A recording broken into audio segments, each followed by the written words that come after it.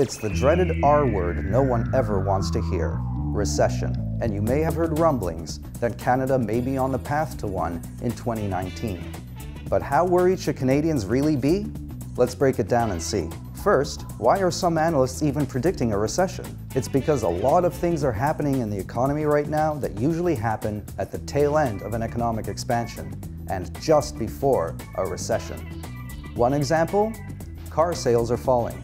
Car sales have been a very good indicator of recessions in the past because cars are often the first thing people stop buying when they see financial trouble ahead. Auto sales in Canada dropped by more than 9% in November from the same month a year earlier.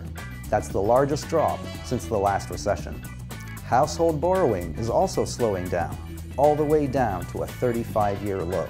While that's good for people's personal finances, Canada's consumer economy is fueled by household debt, so a slowdown will almost certainly impact the country. The financial markets are also signaling trouble ahead.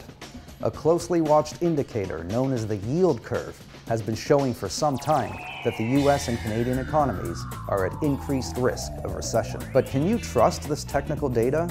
Economic forecasts are even less accurate than long-term weather forecasts.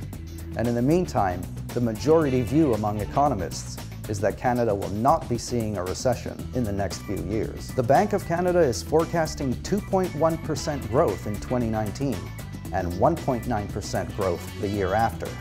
While that does suggest a slowdown, it's nowhere close to a recession. Of course, institutions like the Bank of Canada would almost never want to panic the markets by predicting a recession, so you should probably take that into account when deciding how reliable their forecasts are. So what should you do if there is a recession on the way? For one thing, don't panic, because that will only make things worse. Rushing to sell your home or lay off employees at your business could make predictions of a recession a self-fulfilling prophecy. But that doesn't mean keep going blindly. Now is a good time to make sure you can withstand an adverse shock to your finances, like the loss of a job. Make sure you have a little bit put aside for a rainy day. Now would also be a good time to put out some feelers in the job market. And remember, bad economic times do happen, but they don't last forever.